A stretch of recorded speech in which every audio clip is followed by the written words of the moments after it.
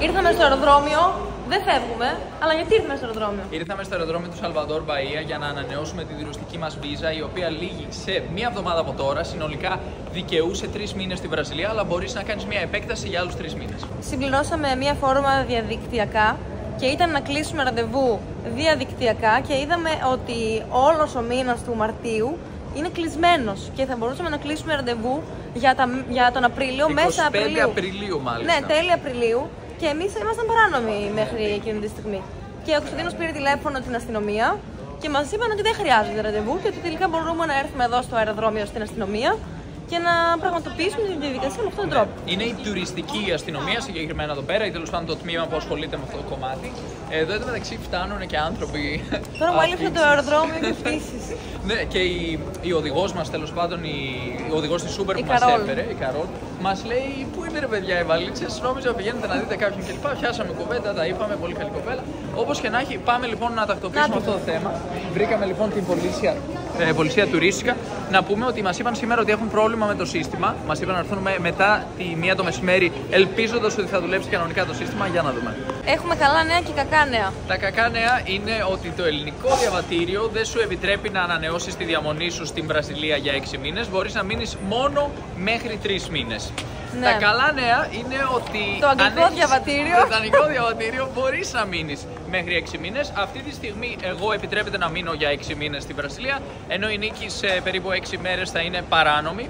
Που σημαίνει ότι μετά πληρώνεις ένα πρόστιμο ημερήσιο, αν είσαι παράνομος, που είναι 100 ρεάλ την ημέρα. Δηλαδή, πώς να πούμε, γύρω στα 15 ευρώ, 20 ευρώ, κάτι τέτοιο. Ναι. Αλλά μας είπε η κυρία ότι τη μέρα που θα λήξει η προθεσμία μου πρέπει να ξανάρθουμε, μπορούμε να ξαναέρθουμε εδώ, να πληρώσουμε το πρόστιμο μόνο για μία μέρα και να κάνουμε μία συμφωνία με αυτούς που θα μου επιτρέψουν να μείνω στη χώρα για άλλους 2 μήνες. Ναι, είναι ουσιαστικά μία ανακοίνωση. Ανακοινώνεις στην αστυνομία, σαν να παραδίνεσαι κατά μία έννοια. Γεια σας, είμαι παράνομος στη χώρα. Ωραία. Είμαι παράνομη στην περίπτωση της νίκης. Γεια σας, είμαι παράνομη.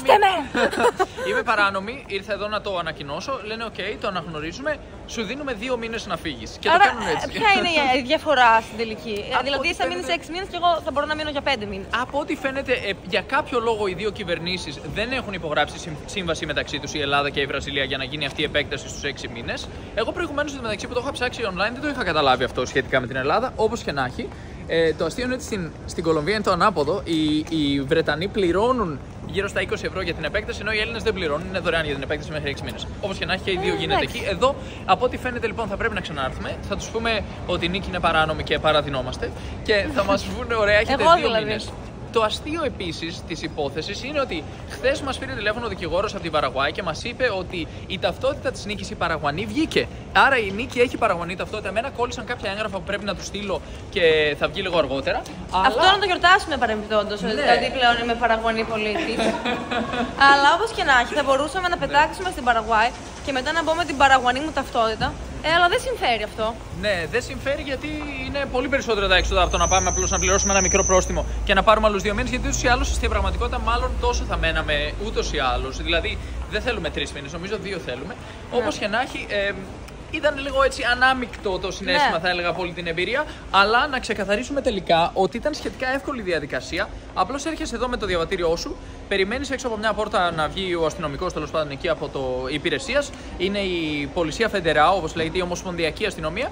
Και σου λένε: ωραία, δώσαμε το διαβατήριό σου, περιμένεις 5 λεπτάκια, το κανονίζουν αυτοί στο σύστημα και σου λένε: ωραία, μπορείς να μείνεις παραπάνω, ή σου λένε: πρέπει να έρθεις μετά και να δηλώσεις ότι είσαι πλέον παράνομη και να σου δώσουμε άλλους 2 μήνες. Να πούμε κάτι τελευταίο, ότι για να ολοκληρωθεί η διαδικασία πρέπει να πληρώσεις στην τράπεζα 16 ευρώ. Σου δίνουν δηλαδή ένα έγγραφο που λέει ότι πρέπει να πληρώσεις 110 ρεάλ, 16 ευρώ.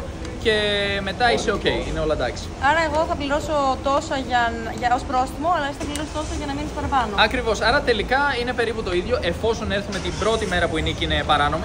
Λένε: δεν μπορούμε να το κάνουμε πριν φτάσετε να γίνετε παράνομοι. Πρέπει να έρθετε αφού λήξει η διαμονή. Λέω: δεν μπορούμε από τώρα να πούμε ότι θα είμαστε παράνομοι σε λίγο και να πάρουμε τους 2 μήνες. Όχι.